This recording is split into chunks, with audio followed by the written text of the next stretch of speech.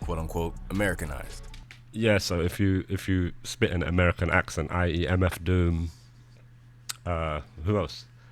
British, 21 Savage. There's a legend as well. I can't fucking. He wears the eye patch. What's his name? Slick Rick. Slick Rick. He was British. This is where the likes of the legendary Slick Rick, Moni Love, Yes. and MF Doom Modi Love, yeah. factor in, as well as new 21 rappers like Savage. 21 Savage, who, Yeah. except from a few memes, has never really had his growth stunted by being British. But for Yeah. British rappers whose culture hasn't been shaped by an And it's like, it's the British rappers that refuse to adopt the American accent. I remember growing up, all the UK rappers would emulate the US rappers, so we would rap in an accent. Even me as a kid, I would rap in an accent, an American accent. But the moment the UK chose to divorce from that and be like, F this, let's just do our style.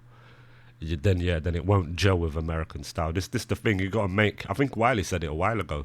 You gotta make music for people who care about it, and that's it. And focus on making them happy. Focus on giving them what they want. Don't worry about people that are not listening to the music, i.e. America, or whatever, the whole hip hop scene. Don't worry about that. Worry about the people that are liking the music now at the moment. I think Wiley said that. I can't fully remember, but I think it was him.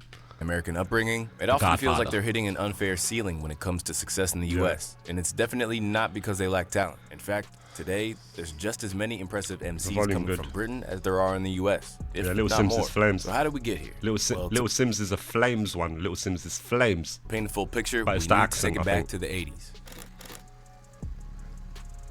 Back in the day, the biggest ambassador of UK rap wasn't Oh, no.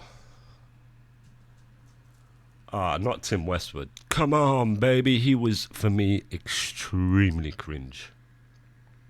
I swear to God. For me, Tim Westwood was so cringe. And I know a lot of my homies, they think the same thing. He's like, very cringe. And hasn't he got a case on him at the moment? I think he's got a case on him at the moment. actually an MC himself. Instead, it was a DJ who had risen up through the ranks to become an I mean, look at the size of them monitors. Look at the size of them monitors. What was we doing? Why was we making monitors so big? That's a huge monitor. Look how deep that shit is. Oh my God. Man, I remember the first big TV we had, like a big screen TV, I don't know, it was about, I think it was 37 inch or 40 inch TV. It was a Toshiba. Bro, it took 3 people to pick it up. It was so big, like bulky. It was massive. It was like, I can't even, it was like that. Huge. Like at the back. Like that. Oh my God, I remember these TVs. Fucking, what a struggle. unlikely and ill-fitting mainstream representative of the British scene. Debuting in the early 80s, Tim Westwood was one of the first to play hip-hop on sound systems and pirate radio. He'd then be given his own show on Kiss and Capital Radio before landing his primetime show on BBC. Might be a hot take, but I think the first British or UK hip-hop DJ should have been a black person. That's just my take. Radio 1. This eventually led to CD compilations bearing his name while being distributed in major British supermarkets, and even hosting the regrettable UK version of Pimp My Ride. But thanks to his Oh God, UK Pimp My Ride. Oh God, I forgot about that. Oh man. Yo, UK, we have done some cringe shit. I mean, I'm good, my brother. I hope you're doing well today, Marky boy, my brother, my brethren. I hope you're doing well. I'm gonna check out that battle after this. But let me see. Yeah, UK Pimp My Ride. You remember that? Yeah, fuck Tim Westwood with a passion, bro. Like, how cringy was that guy? I forgot about UK Pimp My Ride. spot as the host of UK's top radio show, Tim Westwood became the go-to guy for any US rapper visiting the UK. Whether they were promoting new music or dropping a freestyle, Bro, it's Tim's the show way he was the used to place to be. speak. At times, this created gold, with rappers delivering Like, I don't know, man. I don't want to sound racist or whatever, so I won't say it. But I don't think he come from where he come from. If you know what I'm saying, I don't think he's a street guy or he's a gangster or he's about that street life. I think he probably had a good upbringing, young Timothy over there.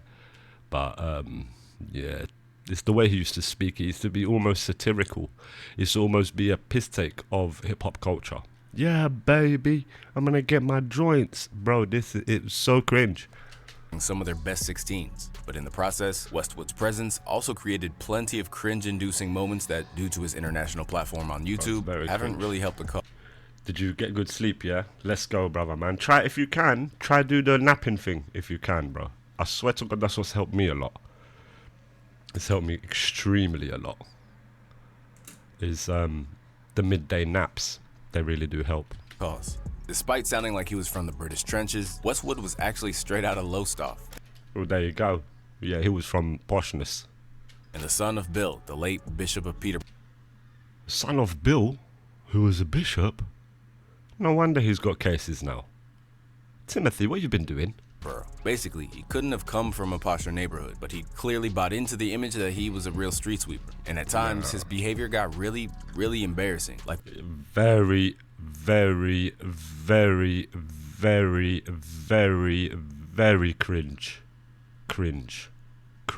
I'm like lagging. That's how cringe this guy is. He's making my system buffer. When he had a very public meltdown after having his record stolen at a show. On live radio that was broadcasted across the nation, he proceeded to threaten the man who had stole his quote-unquote joints. What?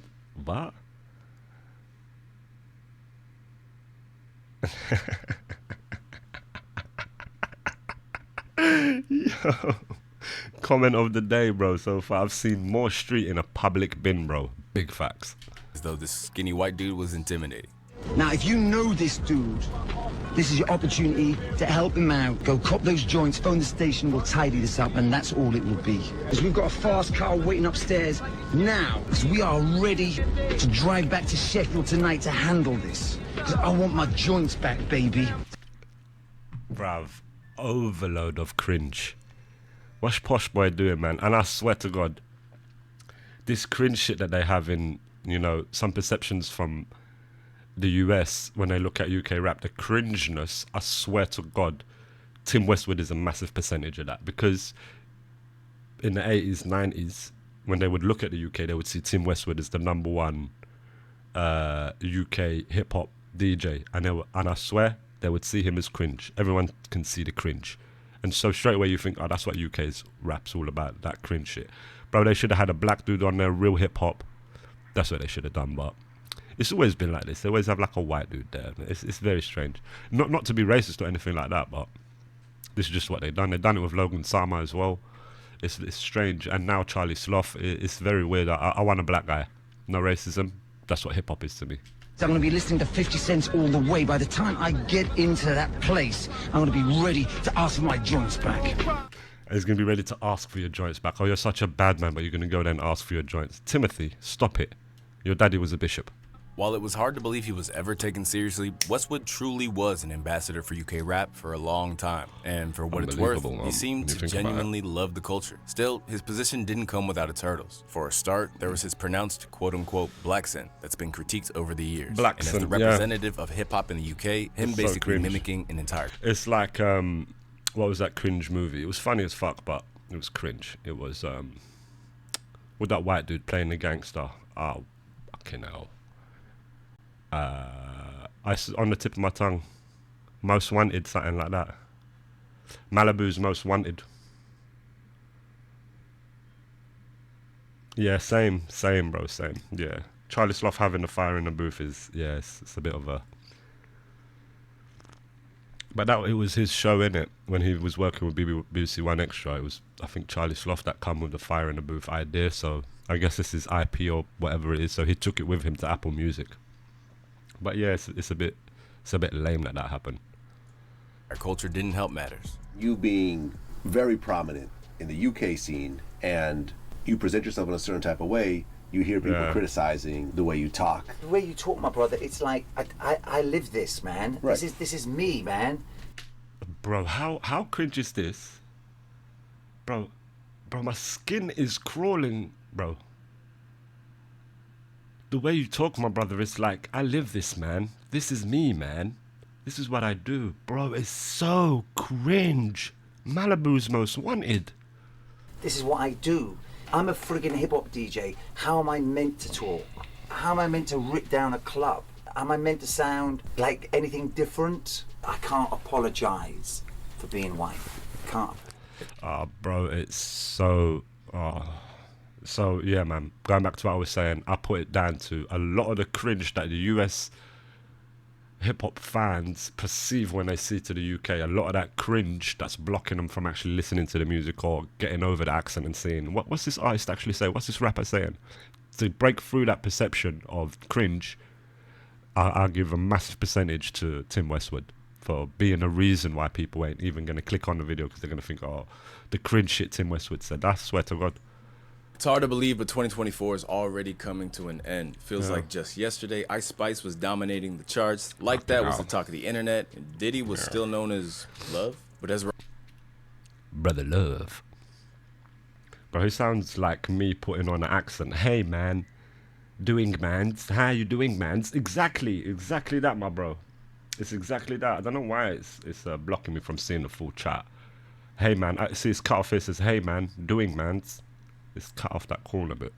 we're already gearing up for the holiday season, it might be the perfect time to step your cooking game up, and that's where our sponsors cook. All right, let's skip that advert. Serve up a wide options. Katsu by Air, and we appreciate about.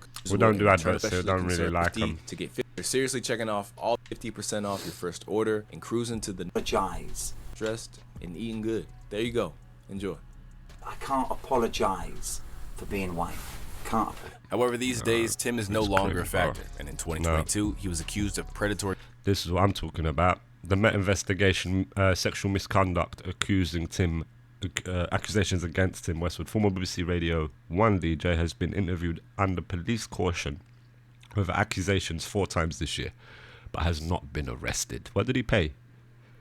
Pictured in 2004, has previously strongly denied all allegations of inappropriate behaviour.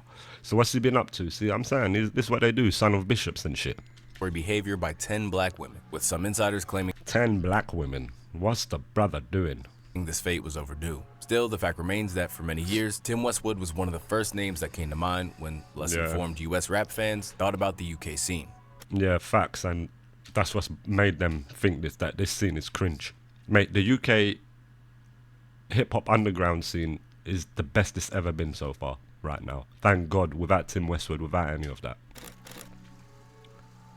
Ali G takes over the world. An over-the-top parody of British suburban kids who loved hip-hop, Ali G's comedic take on British rap reached a huge audience around the world. And over time, it even resulted in his own motion picture in 2003, just around the same time that legitimate MCs like Jest, Usman, Kalashnikov, and others started to take off in the underground rap scene. It was always widely rumored that Westwood was the inspiration for this fictional character, with a piece from the Globe and Mail in 2002 detailing that the character was a white, affluent Jewish kid imitating a lower middle-class white suburban kid imitating a black Caribbean immigrant kid. But rather than being done in an uncalculated way, the comedian who played Ali G, Sacha Baron Cohen, explained that his satire of the character was supposed to be well-meaning. After all, before he was a comedian, he was just a left-wing public school boy whose college thesis, The Black-Jewish Alliance, A Case of Mistaken Identity, argued that the black and Jewish communities should culturally band together. Still, just like Tim Westwood, bit confusing, innit? Ali G cast a large shadow over UK hip-hop. Now, if these were just isolated incidents, the UK rap scene might have had a chance to move past the lingering effects of being mocked. But even today, UK rap is still heavily clowned. Ali G was a legend, though, can't lie about that. Mockery often goes comedy viral. genius. For example, take a look at comedian Michael Dappa's career. Most notably, Big Shaq, one of an array of characters that he became known for. Dappa took off with the reveal of Man's Not Hot. See, and the thing with a track like this, is clearly a joke to us because we know. But no doubt, loads of American hip-hop fans would have thought that this is serious, and so thought that this is very cringe. You see what I'm saying? A parody of roadman culture that garnered... And nothing against Michael or anything like that. I think all his work is amazing. But I'm just talking about the perceptions on how they view it. There's no one that's really trying to break through. I would say the only person now that's really pushing the barrier is Central. Central's probably doing the biggest job of doing. He had that Doja song that went massive there. It's like the first times these sort of things are happening, but we need it where it lasts, where it's a staple. That UK sound is a staple, you know what I mean? And then you can begin to make changes, not changes, but begin to flourish in that thing. Right now we're like a parody. Over 400 million views on YouTube alone. You know what I'm saying? Jesus Christ, over 400 million views for Man's Not Hot. To put it in, and that's an absolutely shit song. To perspective, that's more views than any other UK rap song has ever received on YouTube. The problem, Can you though, believe that? is that people weren't sure if it was meant to be taken seriously or if it was a joke. In fact, Exactly. many even hoped it was legit. His Exactly. name is Big Shaq, and I'm upset because I thought Big Shaq was an actual rapper. I thought He is an that actual song, rapper. Man's Not Yeah, you see, so this is an issue. Hot, I thought he was dead serious when he was in there with Charlie Yeah, that Slough. was it. That's Come to the find issue. out you a comedian. In itself, there's nothing innately wrong with what Dapper was doing, but it was how it was received by the rest of the world that was the issue, as it further marginalized UK rap, and, frustratingly, allowed for more parody rappers to reach similar heights. Today, Unknown P is pulling in more listeners than many actual artists. See, another satirical rapper. These are not UK rappers. These are UK comedians, which are jumping on the bandwagon, but then be going global and then giving the perception that this is UK. Well, it's not, man. Appearing on platforms like Daily Duppy and Fire in the Booth, he's blurring the line between comedy and real rap. And like with Big Shaq, some listeners might not realize that the man behind the character, Munya Chihuahua, is actually doing satire. Once again, the UK all a rap joke. media has been complicit in pushing this comedic character over real artists, leading That's another fucking big issue because the UK DJs and media and outlets, I'm Just Bait, and all of these channels that have a massive influence over UK music scene and UK eyes, they choose to focus on the joker rapper, the comedian rapper, the not serious rapper, and promote all of their stuff over than the real rapper, the serious rapper, the good writer, Dave. You know, there's so many, Jam Baxter, there's so many that dope rappers that don't get the highlight because they will rather choose the satirical joker rapper because they think it's going to be a good post for them. It's all about that. to anyone who is just getting into the scene to potentially mistake this is real. You say you're the first UK posh drill rapper. What ends do you actually claim now? So I am from the clarting capital of the country, Surrey. The man said the clarting capital of the country, Surrey. Oh, bro. I don't know if you ever heard funny. my Fire in the Booth. There's a line in there, I'm from Surrey, where me and the man dem always go hunting, and the gal dem are thick, like Theresa Mail on real big bunting. Then there's Drake, who unfortunately has regularly fallen into the habit Drake, of the using cringe the UK machine. as his personal playground, even cringely adopting the accent on tracks like Only You with Hetty. Yeah, and although his on that attempts to Hetty one, showcase oh, UK rap God. on 2017's More Life seemed to come from a genuine appreciation of the culture, it didn't really resonate with US listeners, with many labeling the project as his worst. So what exactly is the state of UK rap in 2024? Well, unfortunately, it continues to be people KSI. who aren't true representatives of the rich culture. See, this is the issue, and this is what I was just talking about. They choose the jokers, the YouTubers, the comedians over the real actual artists that are grafting at their work. They rather highlight the comedian and present that as the music that's coming out of this land. Where I disagree with that. That bubble to the top. For example, Yeah. the fact that a YouTuber like KSI is one of Yeah. the few UK rappers to ever chart on the US Billboard doesn't exactly help. Over the course of his music career, he's So featured silly. with Rick Ross, Lil Baby, Polo G, and others. And by 2021, he even teamed up with Lil Wayne for Lose, landing him his first Billboard chart position at number 86. Now, that might not seem impressive, but it's a lot more than many high-caliber British MCs have managed to muster up, Yeah, even which with is the help crazy. of major labels. If a genuine MC could have amassed that sort of who's who of collaborators, it might propel them into a whole new lane. But instead, it was a rapper who just saw music as a side hustle and Yeah. couldn't shake the YouTube That's rapper the thing. tagline. Now, Yeah. after a prolonged spell of pursuing other things, KSI is regrettably back to rhyming, and it seems the internet has finally had enough. I mean, I think of it, everybody knows. The shows, the fight is for the souls. Oh, God. Given all the hate KSI is getting right now, it's pretty clear how he contributed to setting back the perception of the UK rap scene in the eyes of some Americans. However, even if KSI's music was good, there are still major obstacles to overcome, and this is where we need to touch on the British accent. Yeah.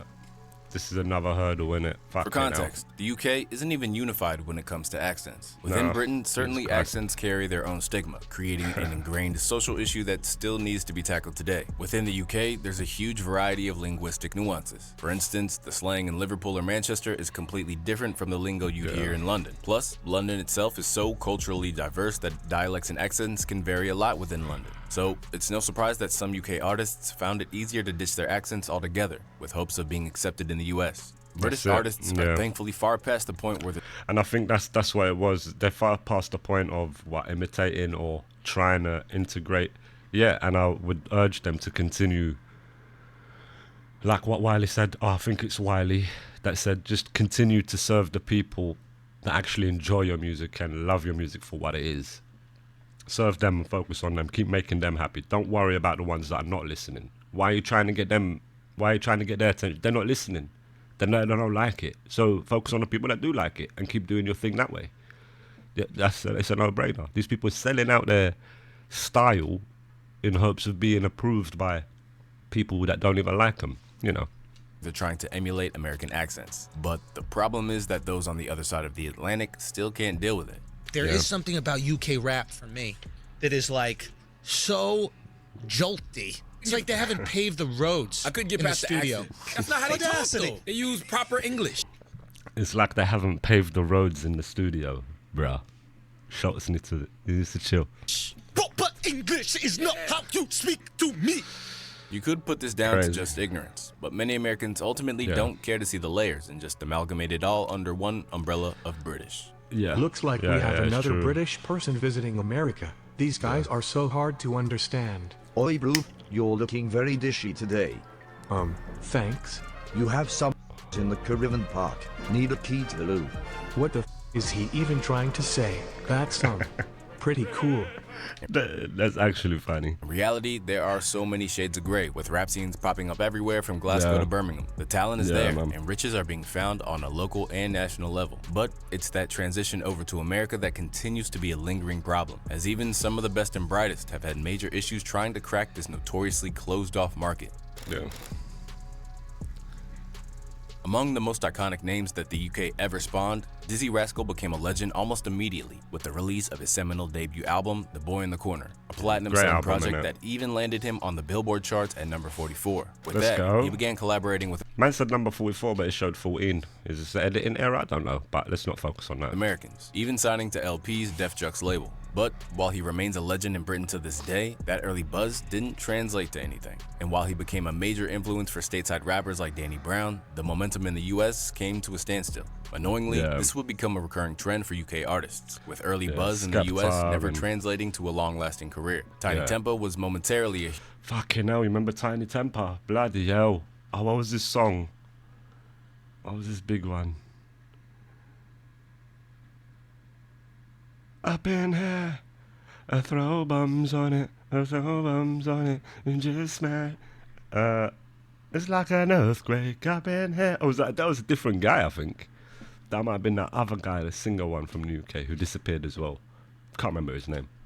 huge star, even getting a chance to work with people like Kelly Rowland and Snoop Dogg. However, his quick fade into obscurity after Written in the Stars peaked at number 12 on the Hot 100 didn't do much to convince US consumers or labels that British MCs are worth investing in for the long haul. Then there's Kano, a veritable legend in the UK who even got a Hove cosign. But unfortunately, he released the worst music of his career while trying to break America, leading to him sounding like a half-baked parody of... See, and this is the problem, man. When you focus on trying to break America, when you focus on trying to please people that really are not, they don't care about the sound or what you're trying to say, they just call it under the umbrella of British music and just put it there. Then what are you doing? Why are you focusing on such a thing? Like, focus on the fans, bro, the ones that are already enjoying me. Why are you trying to change your sound to be accepted? This is like, I'll never support shit like that. Of an 808s and Heartbreak era Kanye West on Rock and Roll. No further progress was made, bad and he's album. more likely to be recognizable to Americans as Sonny from Top Boy. Bro, just about to say that. That's what most people will recognize him. Outside of the ones that know him for his music in the UK, outside of that, people will know him. Oh, that's Sonny or Sully. Was it Sully? I think it's Sully. Sully from Top Boy, look. Inside he'll be heartbroken. Maybe he'll be happy, I don't know, man, but... Then there's Crazy. Chipmunk. After 2009's I Am Chipmunk made him a star in the UK, he continued on his grind to the point that T.I. signed him to his Grand Yeah, I Hustle remember label. this. In 2012, he looked to launch into the stratosphere with the mixtape London Boy. But despite T.I.'s attempts, bad. London Boy didn't even chart on the UK Top 100, let alone the US one. Since then, he was dropped by T.I. It's again trying to mold and make your sound like something that is not authentic. It's not authentically you. People are always gonna like what's authentically you. Even if you don't think there's people out there for it, there's people out there for it. Some people don't know that that's for them until you do it. Until you do it, then they realize, oh, this is for me. This is what I've been waiting for. This is my stuff. I like this. You know what I mean? You gotta just put it out there. Be yourself. That's the number one thing, is to be yourself. You know, don't imitate. That's the imitation thing gets you nowhere because people are not interested in that. That role is already filled. Ever since. Another artist who made a concerted effort was Stormzy, a London-based MC who's never had an album that didn't go #1 in the UK. As well as 3 other #1 singles as a lead artist, he's a certified legend in his own backyard, but yet again has failed to make a dent in the US. Skepta is another talented UK MC who failed to translate the cosign of certain US rappers to something further. After fostering ties to ASAP Mob, as well as deep connections to Drake, which led to Drizzy getting a BBK tattoo. That's just lame. That's so lame. Drake and his tattoos is just so lame. Tracks like Praise the Lord with Flacco helped to give him a real boost in stature and landed at number 45 on the Billboard charts. But there was still clearly a ceiling. An album like Konnichiwa, which is certified gold in the UK, peaked at just 160 in the US. Gold in the UK, overlooked once more. We could probably go on for days listing British rappers who haven't made much of an impact. However, there is one UK rapper who's actually starting to change things in the US. The catch? He might not be the best representative of the UK rap scene. Emerging out of the pandemic, Central C became a superstar in a mere matter of months. A self-described student of the game, Cench has been determined to break boundaries that have otherwise been stumbling blocks for other UK rappers. And sure enough, he did it. Through the runaway success of tracks like Doja and Obsessed With You, he became the first UK-based MC to obtain over 1 billion Spotify plays in a single year. And for him, it comes down to how he utilized social media to his advantage. Since then, he's gone from strength to strength, breaking into the Billboard charts with features alongside J. Cole, Drake, BTS's Jungkook, and others before managing to revive Lil Baby's career with Band for Band and its subsequent virality on TikTok. And rather than being an accident, this was all very intentional from Cench, who said his mind. And bro, let me tell you, this On The Radar freestyle, I think Cench smoked Drake. It's just Drake went on the end and Drake had a bit of a longer verse, but I think Cench's verse smoked him. To seizing control of America like no UK rapper before. Is this the first time that a UK rapper could arguably be in the top 5 of rap? I think. Nah, he's not in the top 5 of rap. You gotta keep it real. Of overall rap, no. But he's at least knocking on the door of the US scene. Central C might be knocking on that door. Top 5 relevant right now. However, it's fair to say that while this is an immense achievement, he's certainly not going at it alone. Recently, he inked a $25 million deal, which is exclusively for distribution of his music in the US. And in case you're not up on record contracts, this is borderline unprecedented for any artist. What's become very clear is that Central C is a shrewd businessman, with his success and bargaining power coming his way because he mastered the algorithm like few before. But there are plenty reasons why he might not be the best ambassador for the culture. For one, as he chases fame and fortune, his focus on the marketing side of the industry has led him to sacrifice some of his integrity for tabloid drama and PR stunts, like his fake relationship with Ice Spice to promote a rather mid song. Absolute whack song. Contrast, a rapper that Central C has collaborated with recently, I think Dave is Flames. Dave. On Split Decision may be the perfect artist to take the flag for the UK and run with it. In recent years, Dave has been gaining praise from all corners for his incredible wordplay and charismatic delivery. And you gotta remember, he's a producer as well, so he makes music himself as well as great producer. Albums like Psychodrama and We're All Alone in This Together, he's pushed the narrative forward, blending street-oriented tracks with deeper compositions that really get to the heart of what it means to be black in the UK. While it's clear he's a potential superstar, he's not alone. Right now, the UK is seeing a surge of talent at various 100%. stages of their journeys to success. However, there are reasons why some of this talent has been stifled, and it goes beyond just being seen as a joke or having an accent. Yeah. In recent years, the country's blossoming drill scene has been strictly policed and censored to the extent that it may remain localized forever. Yeah, I remember when the Met Police crackdown on drill. I think they removed a plethora of sounds, loads of up-and-coming new drill sound. They removed it because they called it violence, and that obviously stunted the artist's growth and just silenced that sound completely from the UK. Forever. Led by Operation Trident, an initiative by the Metropolitan Police that Trident. Why is my headphone gone quiet? Was intended to tackle black-on-black crime. The law enforcement in London has done the most to suppress the spread of drill music, which it deemed to be a danger to the community. It even extended to censoring what words could be used, while certain former prisoners weren't allowed to release music without consent directly from the police. The ongoing quest led London's Metropolitan Police to create Form 696. In essence, the scheme forced venues to submit this form to the police before event, which asked not only the genre of music that be Headset performed, cut off. but the target audience. As a result, many shows from drill and grime artists were canceled by the See, they police on a yeah. discriminatory and often cracked down on them racially hard. biased basis. To make matters worse, YouTube removed 319 drill music videos at the request of the London Metropolitan hell. Police. And because of these restrictive Yeah, so that would have destroyed orders, there are Yeah, many that acts who person's looked career. prime for a real breakthrough, who Yeah. then had all that momentum squashed.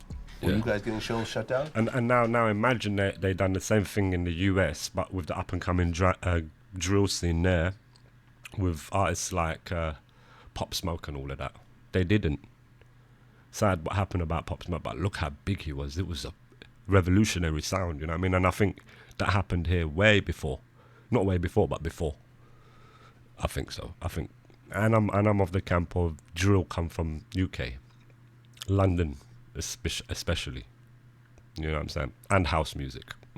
People think it's Chicago, but no, I think it's London. Yeah, the whole tour shut down. Obviously, I'm biased. I'm from here. So you guys sell out this tour. How long after the sellout did you find out that there's problems? We found out on just the week before it started. Yeah, just the week before it started. After the Metropolitan Police finally scrapped Form 696 due to major backlash, the momentum of countless artists never really recovered, leaving many talented rappers to instead fall back into the life of crime that the... Yeah, see? That's what they were trying to stop. And now you force them back into that life by stifling it. And then in the end, for them to realize, oh, this is actually racist. Let's scrap that. You bastards. Met were allegedly trying to prevent. Here, we see a clear suppression of free speech under the guise of police work. And if the same thing were to have happened to America's drill scene, Swear to God, I'm just fucking saying this stuff. I'm saying it to y'all. there may be countless Saying it prominent to you. artists who we wouldn't see today. Yes. So what's the solution? Yes. Well, ultimately, the U.S. Nux. isn't everything. Because much like famous Yes. bands from Britain who never broke America, there are plenty of spitters from the U.K. who are routinely racking up #1 albums in their home nation and other European territories. Ultimately, the U.S. has a superiority complex when it comes to hip-hop. And while Central C's recent invasion of the charts is encouraging, it's not likely going to be a sign of things to come, no matter how hard UK rappers are spitting on a routine basis. That said, there are audiences for people like Little Sims, Nux, Lord Apex, and others in the States. There is, that's 100%, and like the guy's saying, I don't think it's like I'm not blanketing all American hip hop listeners that they're just straight away just ignore British rap or UK rap or whatever you want to call it. I'm not saying everyone's like, there are people that do like it and are actually looking for it and enjoy it. There are people there, 100% all over the world. But we're talking about mainstream, breaking through the mainstream, making it a staple. You know, this is a staple sound in hip hop. Is that British hip hop? You know what I mean? But yeah, that's the thing. Just won't necessarily be chart toppers, and considering where we were years ago, that's progress in itself. Instead, it serves as a niche market. Beyond that, UK rap is Right now now it's an niche, entrenched part of culture itself, with hip-hop making up 12.4% of the UK albums market in 2022. So whether the US likes it or not, British rappers aren't going anywhere, and from time to time, they might even break through to the elusive other side of the Atlantic. But what is becoming clear is that if their sole focus is on... Look, the guy's got wily, and I hope he says that bloody thing that I was just saying earlier, because this is the ultimate truth. On doing that, then they're ultimately selling themselves short. As the legendary Wiley says, the key is to appeal to those who support them, rather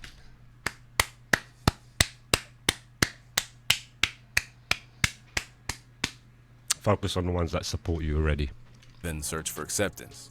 This is what I'm trying to say. Like, we search for acceptance, we Yes, search for this blah is blah, it. we search for. Yes. Listen, instead of us worrying like, oh my God, America hear us, America hear us. The people who can hear you, feed them, speak to them. And if anyone comes in and says, oh, I really like that, then it's a bonus. Facts.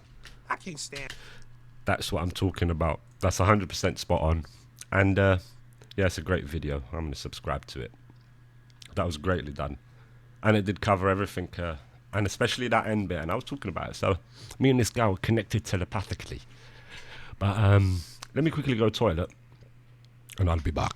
Bennett.